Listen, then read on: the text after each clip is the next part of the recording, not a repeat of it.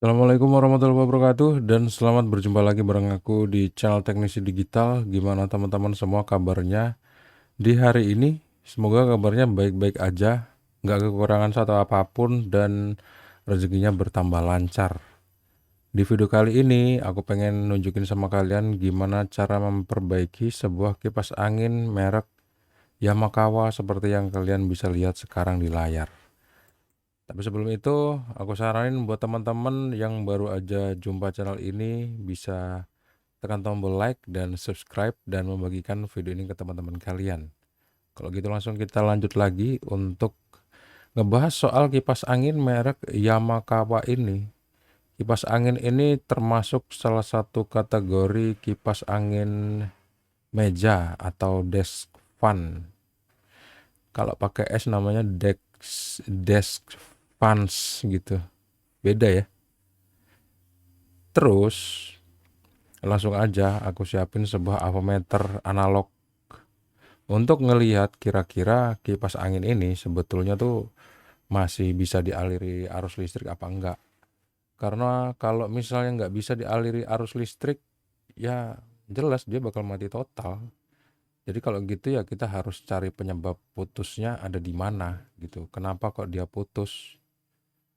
Teman-teman yang tahu jawabannya kira-kira kenapa kok dia bisa putus? Ya bisa macam-macam sih alasan putus tuh. Bisa karena ya kalian jawab sendiri lah ya. Dan yang pengen aku kerjain nih seperti ini tuh. Untuk ngecek kabel stekernya. Kabel steker alias kabel colokan. Ini biasanya orang nyebutnya kabel colokan. Ini kan ada yang warna merah ini sama warna hitam yang dipegang di tangan sebelah kanan. Itu adalah probe namanya. PHROBE. Probe dari avometer analog yang aku gunakan di sini. Analog karena avometernya ini pakai jarum gitu. Terus itu ada lampu yang nyala di avometernya, itu namanya lampu LED atau lampu continuity. Nah di proses ini apa yang dikerjain? Yang dikerjain adalah melihat arus listriknya bisa masuk apa enggak. Kalau misalnya kita hidupin di saklar nomor berapa tadi? Nomor 3 seperti ini. Terus dia tuh ternyata mau nyambung atau lambung continuity dari avometer itu nyala, berarti kipas angin ini bisa dialiri arus listrik. Artinya kalau kita colokin ke arus listrik 220 volt, itu dia bakal bisa muter. Tuh kan. Kalau misalnya nyala nanti dia bakal hidup tuh warna merah. Kita lihat. Nah, ini kan nomor 0. Enggak dipencet sama sekali, deng. Kita pindahin ke nomor 1, artinya speed nomor 1 di avometer di kipas angin kita hidupin tuh. Arus listrik dari baterai avometer tuh bisa masuk ke mesin dari kipas anginnya. Begitu juga di nomor 2 dan nomor 3. Artinya kalau kita colokin ke arus listrik 220 volt, harusnya kipas angin ini bisa hidup, tapi kan nyatanya enggak tuh. Gimana cara benerinnya? Nah kalau untuk yang ini sih orang awam biasanya nggak bisa ngebenerin guys. Kalian harus bawa ke bengkel servis elektronik gitu, karena bahaya banget kalau misalnya kalian otak-atik sendiri. Bener enggak hancur iya gitu. Karena di sini kita butuh banyak alat, enggak cuma obeng aja, obeng plus sama obeng min terus sembuh. Enggak, biasanya makin hancur iya. Karena kita butuh alat-alat yang lain misalnya seperti avometer, seperti semprotan untuk ngebersihin peralatan ini. Terus butuh soft start seperti ini. Terus kita harus buka asnya kayak gini tuh, macet kan. Terus kita harus cek busingnya, kira-kira busingnya masih bagus apa enggak. Banyak banget proses yang harus dikerjain gitu. Jadi aku rekomendasiin buat teman-teman yang kira-kira pengen perbaiki sendiri, ya minimal kalian harus punya alat lah, atau minimal kalian harus punya basic elektronik. Kalian harus hati-hati bahwa listrik itu bahaya guys. Listrik itu kalau nyetrum bisa menyebabkan orang jadi masuk rumah sakit. Dan paling jelek dia bakal meninggal. Aku nggak mau itu terjadi sama kalian guys. Kita break dulu lah ya. Kalau misalnya kalian kira-kira nonton video ini terus kalian ngeliatin iklan, nah kalian klik aja guys. Jangan sungkan-sungkan, itu iklannya boleh diklik dan dia gratis. Kalian pasti bakal dikasih informasi terbaru dari iklan itu. Next ya.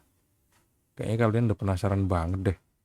Langsung aja kalau gitu kita lanjutin untuk ngebuka covernya. Nah, cara ngebuka covernya itu nggak pakai alat sama sekali, cuman ditarik seperti ini aja sabuknya. Tuh, udah otomatis bisa lepas sendiri kan. Nggak perlu pakai obeng dan alat-alat yang lain. Ini adalah proses pengecekan baling-baling. Baling-balingnya diputar tuh seret. Kemungkinan besar sih ini yang menyebabkan kipas anginnya tuh mati kalau dihidupin. Atau bahkan kadang-kadang dia malah berdengung loh. Malah keluar dengungnya kalau misalnya kipas angin itu macet asnya. Dia berdengung, tapi kalau dihidupin ke nomor 1, nomor 2, dan 3 itu dia nggak mau muter. Ya karena seret tadi. Berarti harus dikasih oli. Nah biasanya bakal mikir kayak gitu sih kalau yang awam. Boleh dikasih oli, boleh. Pakai oli yang kalian suka lah gitu. Tapi aku jamin nggak lama dari itu dia bakal rusak lagi. Habis itu kita lanjutin untuk membuka drat ini, namanya drat yang warna putih ini. Drat bagian depan. Ini muternya ke sebelah kanan. Kalau kita putar ke sebelah kiri, itu namanya nguatin atau ngencangin. Nah kalau drat yang dalam ini adalah drat yang muternya ke kiri kalau untuk ngebuka. Dan aku nemuin sebuah artefak nih. Bukan artefak kayaknya. Iya artefak sih, artefak kecantikan maksudnya. Dia alat kecantikan yang namanya adalah rambut yang terlilit di sini guys. Biasanya banyak rambut yang terlilit di kipas angin itu, percaya nggak percaya. Apalagi kalau misalnya rambut yang punya tuh panjang, tuh seperti ini. Ruwet di sini nih. Ini harus kita bersihin dulu rambutnya. Habis itu kita bisa melakukan pelepasan pada drat ini.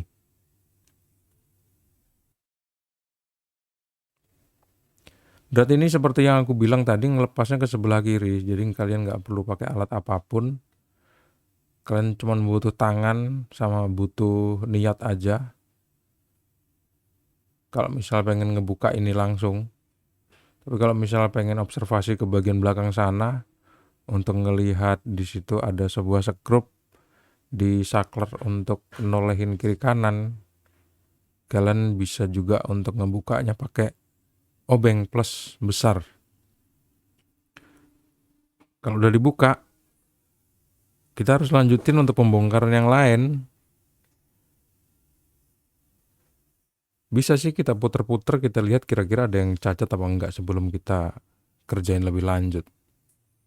Tapi ternyata nggak ada yang cacat, jadi aku langsung bongkar aja bagian cover depannya ini.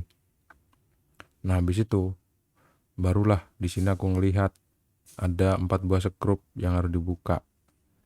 Bagian ini penting banget diperhatikan karena kalau misalnya nggak diperhatikan, biasanya orang tuh bakal kesulitan untuk memasangnya lagi. Ya biasanya kan orang tuh bisa bongkar tapi nggak bisa pasang.